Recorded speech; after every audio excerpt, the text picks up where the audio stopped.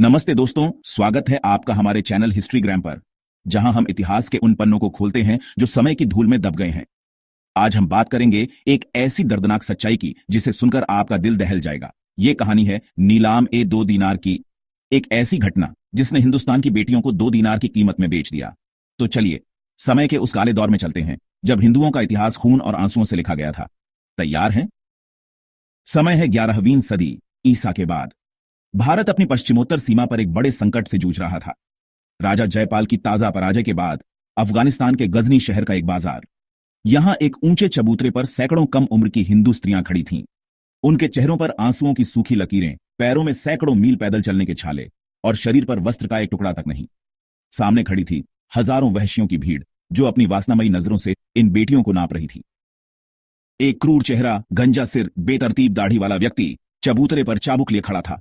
उसकी आवाज गूंज रही थी, 2 दीनार, 2 दीनार, हिंदुस्तान की खूबसूरत बेटियां, शाही लड़कियां, कीमत सिर्फ 2 दीनार, ले जाओ, बांदी बनाओ, दुख्तर ए हिंदुस्तान, सिर्फ 2 दीनार। उस स्थान पर एक मीनार बनाई गई थी जिस पर लिखा था, दुख्तर ए हिंदुस्तान, नीलाम-ए-दो-दीनार। अर्थात ये वो जगह थी जहां हिंदू बेटियों को 2 दीनार में नीलाम किया गया। महमूद गजनवी, जिसने अपने 17 हमलों में हिंदुस्तान को लूटा, अपमानित किया। इतिहासकारों के अनुसार उसने लगभग 4 लाख हिंदू स्त्रियों को गजनी ले जाकर बेचा। ये बेटियां घोड़ों के पीछे रस्सियों से बंधी सैकड़ों मील तक घसीटी गईं। वो अपने पिता, भाई, पतियों को बचाने की गुहार लगाती रहीं, लेकिन करोड़ों हिंदुओं में से कोई आगे नहीं आया। आखिर ऐसा क्यों हुआ? क्योंकि हिंदुओं ने तलवार छोड़ दी थी। बौद्ध धर्म के प्रभाव में युद्ध को हिंसा मानकर हथियार त्याग दिए थे। जब मुस्लिम आक्रमणकारी आए तो लूटपाट, हत्या और स्त्रियों का शीलहरण आम हो गया। भय के मारे हिंदू समाज चुप रहा। एक सच्चाई यह भी ही कि जीत के बाद हिंदू औरतों को गुलाम बनाना और बीच बाजार उनकी नीलामी करना मुगल शासकों के लिए शान की बात हुआ करती थी। ऐसे लगभग हर मुगल शासक ने किसी न किसी रूप में जरूर किया है।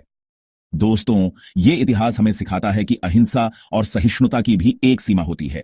भगवान भी अव्यवहारिक अहिंसा को नपुंसकता कहते हैं। हिंदुओं से अनुरोध है कि अपने इतिहास को न भूलें, अत्याचार करने वालों का बहिष्कार करें और उनकी भाषा में जवाब दें। तो दोस्तों, ये थी नीलाम-ए-दो-दीनार की कहानी। अगर आपको ये वीडियो पसंद आया तो लाइक करें, शेयर करें और चैनल को सब्सक्राइब करना न भूलें।